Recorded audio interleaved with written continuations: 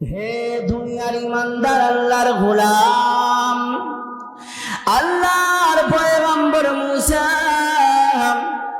যেই মাত্র আল্লাহ রাব্বুল আলামিনকে বললেন, মালিক, ও মালিক, যেই লোকটাকে আপনি হাতও দিলেন না, পাও দিলেন না, বেকার কেন আপনি তাকে দুনিয়ায় পাঠাইলেন, কেন তাকে বানাইলেন, তার দ্বারা আপনার কি উদ্দেশ্য?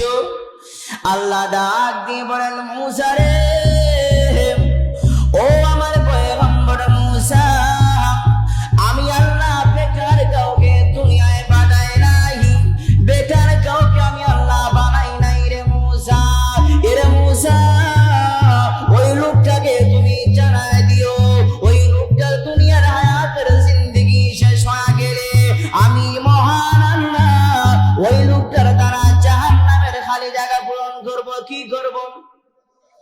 ওই লোকটার দ্বারা আমি আল্লাহ জাহান্নামের খালি জায়গা পূরণ করব।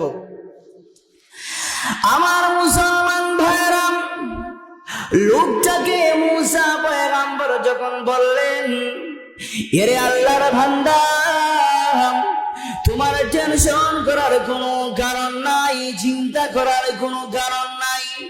আল্লাহর বান্দা রে, তোমার হায়াতের জিন্দেগি শেষ হয়ে গেলে আমার মালিক আমাকে জানায় দিয়েছে, তোমাকে মহান আল্লাহ জাহান্নামের খালি জায়গা পূরণ করবে।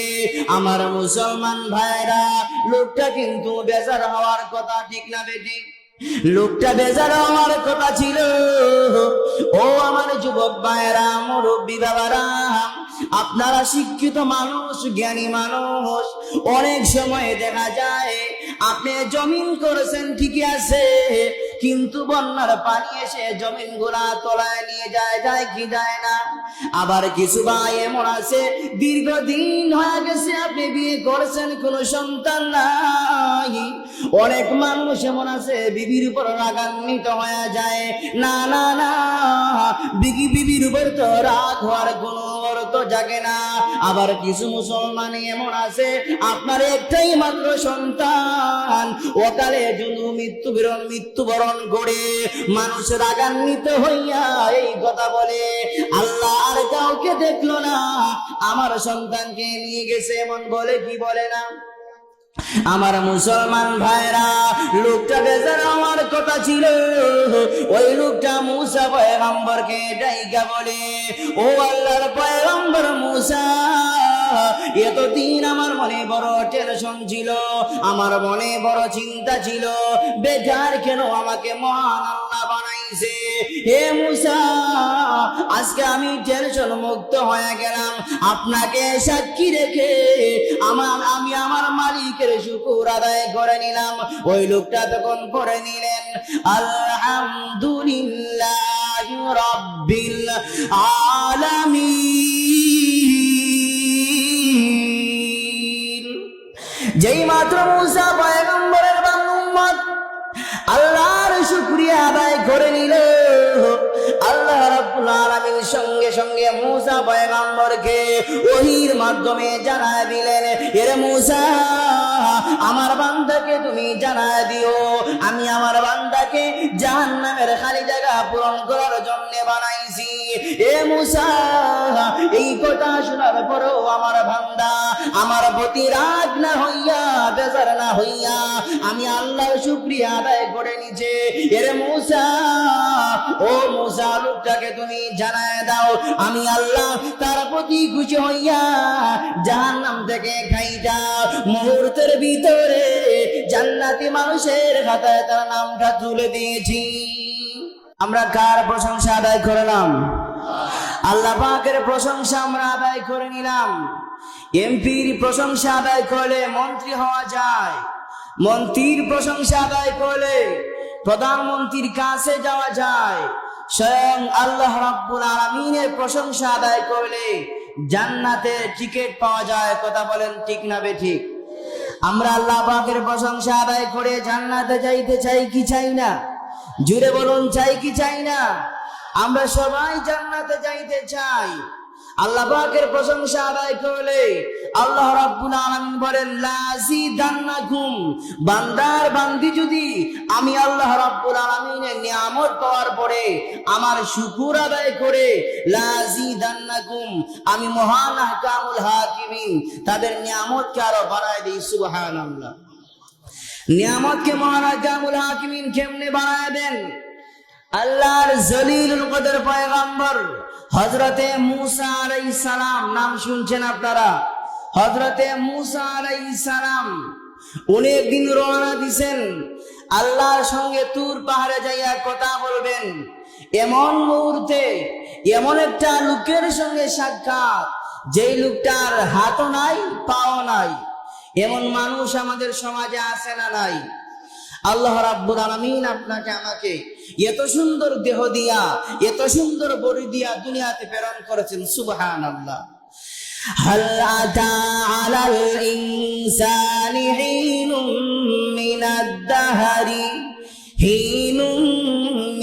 দাহরি লাম ইয়াকুন শাইআম মাযকুরা।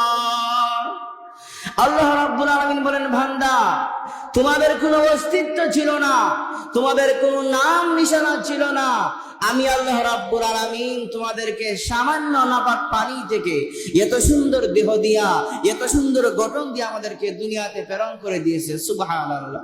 তো মূসা পয়গম্বর যখন রওনা দিয়েছেন আল্লাহর সঙ্গে সাক্ষাৎ করবেন, এমন মুহূর্তে এমন একটা লোকের সঙ্গে সাক্ষাৎ, যেই লোকটার হাতও নাই পাও নাই। ওই লোকটা মূসা পয়গম্বরকে ডাইকা বলে, ও আল্লাহর পয়গম্বর মূসা, আপনি যাচ্ছেন আল্লাহর সঙ্গে কথা বলার জন্য, আল্লাহ রাব্বুল আলামিনকে আপনি জিজ্ঞাসা করবেন, আমার তো হাতও নাই পাও নাই, আমাকে মহান আল্লাহ কেন বানাইছেন? তো মূসা পয়গম্বর আল্লাহ রাব্বুল আলামিনের সঙ্গে অনেক লম্বা চূড়া আলোচনা করার পরে আল্লাহ রাব্বুল আলামিনকে বলেন, হে পরওয়ারদিগারে আলম, যেই লোকটার হাতও নাই পাও নাই, ওই লোকটাকে বেকার কেন আপনি দুনিয়ায় পাঠাইছেন? কেন আপনি তাকে বানাইলেন? তার দ্বারা আপনার উদ্দেশ্য কি? সুবহানাল্লাহ বলেন।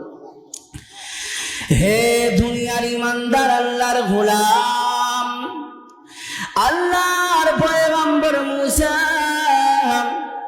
যেই মাত্র আল্লাহ রাব্বুল আলামিনকে বললেন, মালিক, ও মালিক, যেই লোকটাকে আপনি হাতও দিলেন না পাও দিলেন না, বেকার কেন আপনি তাকে দুনিয়ায় পাঠাইলেন? কেন তাকে বানাইলেন? তার দ্বারা আপনার কি উদ্দেশ্য? আল্লাহ ডাক দিয়ে বলেন, মূসা রে, ও আমার পয়গম্বর মূসা, আমি আল্লাহ বেকার কাউকে দুনিয়ায় পাঠাই নাই, বেকার কাউকে আমি আল্লাহ বানাই নাই রে মূসা। এরে মূসা, ওই লোকটাকে তুমি জানাই দিও, ওই লোকটা দুনিয়ার হায়াতের জিন্দেগি শেষ হয়ে গেলে আমি মহান আল্লাহ ওই লোকটার দ্বারা জাহান্নামের খালি জায়গা পূরণ করব। কি করব? ওই লোকটার দ্বারা আমি আল্লাহ জাহান্নামের খালি জায়গা পূরণ করব। আমার মুসলমান ভাইরা, লোকটাকে মূসা পয়গম্বর যখন বললেন, এরে আল্লাহর বান্দা, তোমার টেনশন করার কোনো কারণ নাই, চিন্তা করার কোনো কারণ নাই। আল্লাহর বান্দারে, তোমার হায়াতের জিন্দেগি শেষ হয়ে গেলে আমার মালিক আমাকে জানায় দিয়েছে, তোমাকে মহান আল্লাহ জাহান্নামের খালি জায়গা পূরণ করবে। আমার মুসলমান ভাইরা, লোকটা কিন্তু বেজার হওয়ার কথা, ঠিক না বেটি? লোকটা বেজার হওয়ার কথা ছিল। ও আমার যুবক ভাইরা, মুরব্বী বাবারা, আপনারা শিক্ষিত মানুষ, জ্ঞানী মানুষ, অনেক সময় দেখা যায় আপনি জমিন করেছেন ঠিকই আছে, কিন্তু বন্যার পানি এসে জমিন গুলা তলায় নিয়ে যায় কি যায় না?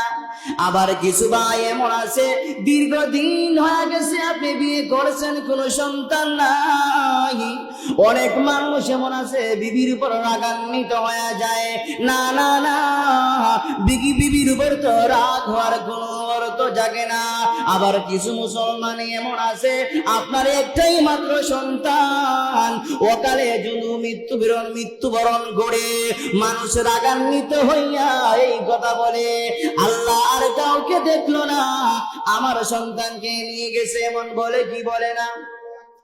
আমার মুসলমান ভাইরা, লোকটা বেজার হওয়ার কথা ছিল, ওই লোকটা মুসা পয়গম্বরকে ডাইকা বলে, ও আল্লাহর পয়গম্বর মুসা, এতদিন আমার মনে বড় টেনশন ছিল, আমার মনে বড় চিন্তা ছিল, বেকার কেন আমাকে মহান আল্লাহ বানাইছে।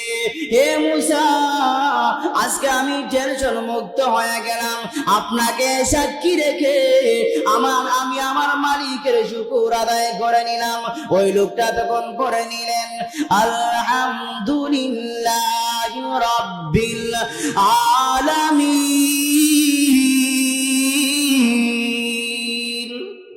যেই মাত্র মুসা পয়গম্বরের উম্মত আল্লাহর শুকরিয়া আদায় করে নিল, আল্লাহ রাব্বুল আলামিন সঙ্গে সঙ্গে মুসা পয়গম্বরকে ওহীর মাধ্যমে জানায় দিলেন, হে মুসা, আমার বান্দাকে তুমি জানায় দিও আমি আমার বান্দাকে জাহান্নামের খালি জায়গা পূরণ করার জন্য বানাইছি। হে মুসা, এই কথা শোনার পরেও আমার বান্দা আমার প্রতি রাগ না হইয়া, বেজার না হইয়া আমি আল্লাহর শুকরিয়া আদায় করে নিছে। হে মুসা,